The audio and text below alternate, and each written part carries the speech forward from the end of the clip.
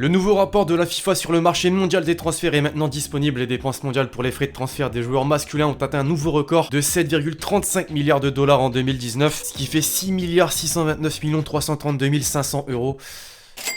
Le foot part en couille. L'équipe, j'espère que vous allez bien. Aujourd'hui, je suis extrêmement heureux de vous retrouver pour un nouvel épisode de la série Mercato. Ça fait un petit moment qu'on en a pas sorti, non, ça fait juste une semaine, mais c'est vrai que d'habitude, je vous sors aller 2 épisodes par semaine. Cette année, vous avez remarqué qu'il se passe pas autant de choses que les années précédentes. En tout cas, en Ligue 1, voilà, l'Olympique Lyonnais a enfin débuté son Mercato.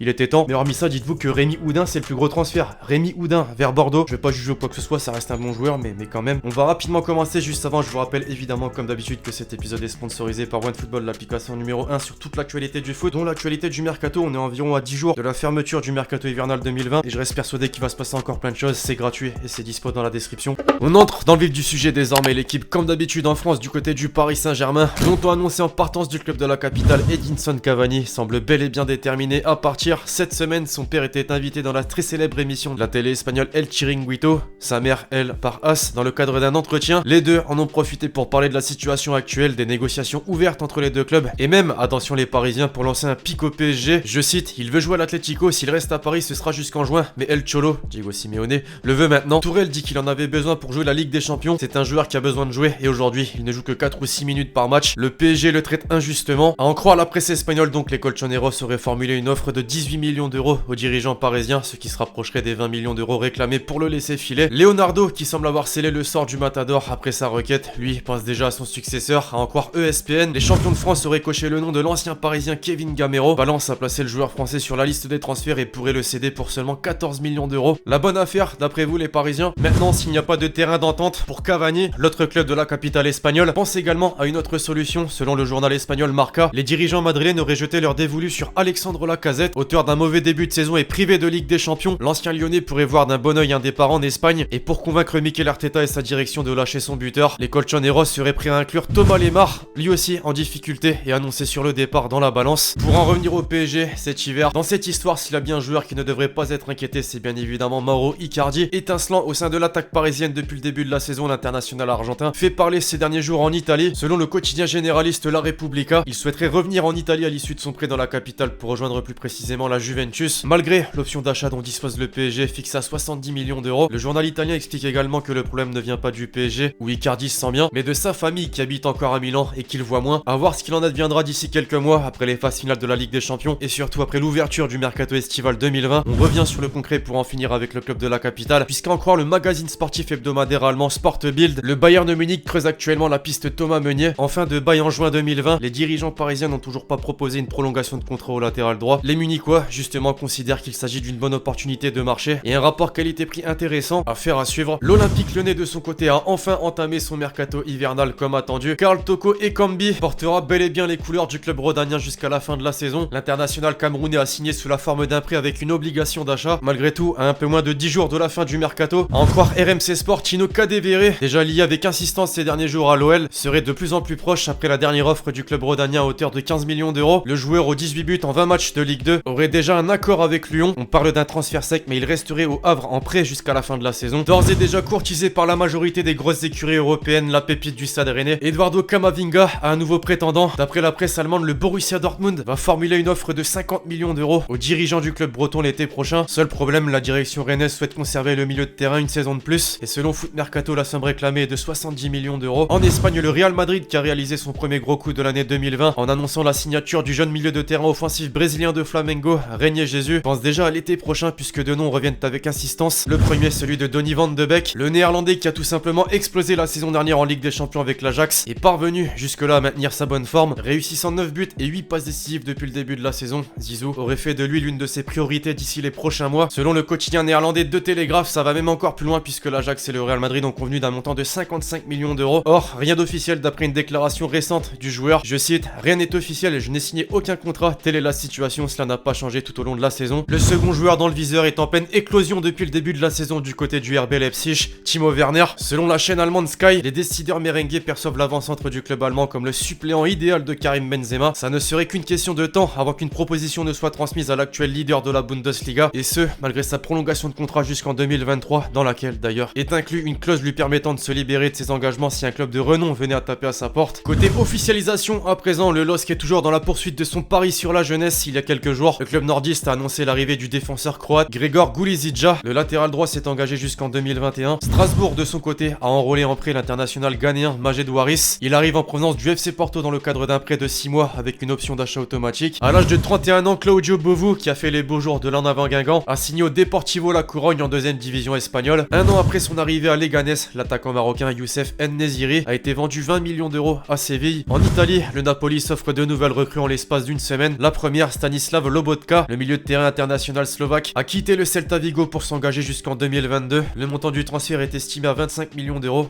Tout de même. La deuxième, Amir Rahmani. Le défenseur a été recruté sous la forme d'un transfert sec à hauteur de 15 millions d'euros, mais restera en prêt à l'Hellas Vérone jusqu'en mai prochain. L'Atalanta Bergame, qui s'est fait surprendre à domicile par une lanterne rouge il y a quelques jours, a définitivement recruté l'international colombien Duvan Zapata en levant son option d'achat estimée à 12 millions d'euros. Il était prêté jusqu'ici par la Sampdoria. L'Inter Milan a officialisé la signature d'Ashley Young jusqu'à la fin de la saison, plus une année en option. Le club italien aurait déboursé environ 1,5 million d'euros pour s'attacher les services du joueur de Manchester United. En Angleterre, justement, c'est signé pour Nabil Ben Taleb. Très peu utilisé cette saison par le Schalke 04, l'international algérien s'est engagé avec Newcastle sous la forme d'un prêt de 6 mois avec une option d'achat à hauteur de 10 millions d'euros. En Allemagne, le Bayern Munich, qui a toujours dans ses petits papiers Thomas Meunier pour le poste de latéral droit, a officialisé l'arrivant après d'Alvaro Odriozola. Le jeune défenseur espagnol est prêté par le Real Madrid jusqu'au 30 juin 2020. Wolfsburg renforce également sa défense avec la venue du jeune défenseur central de 22 ans qui débarque en provenance du RB Salzbourg, Marin Pongracic. Le transfert est estimé à 10 millions d'euros. Enfin, pour conclure, deux joueurs débarquent en MLS. Le premier, Robert Beric, comme pressenti ces derniers jours, l'international slovène qui évoluait jusque-là à l'AS Saint-Etienne, rejoint officiellement le Chicago Fire FC, un transfert qui devrait rapporter 2 millions d'euros au club stéphanois. Le second, Javier Hernandez Chicharito, l'ancien joueur de Manchester United, du Real Madrid, du Bayer Leverkusen ou encore de West Ham, succède à Zlatan Ibrahimovic au Los Angeles Galaxy. Il devient d'ailleurs le joueur le mieux payé du championnat. Bref, voilà l'équipe, c'est tout pour l'épisode Mercato du jour. J'espère vraiment que vous l'avez kiffé, je compte sur vous si c'est le cas pour lâcher le gros pouce bleu. N'oubliez pas de me donner votre avis dans les commentaires sur toutes les rumeurs et officialisations qu'on a pu citer dans cette vidéo. Puis d'ici là, on se retrouve très vite sur la chaîne YouTube pour de nouvelles vidéos. C'était Lexchi. Ciao.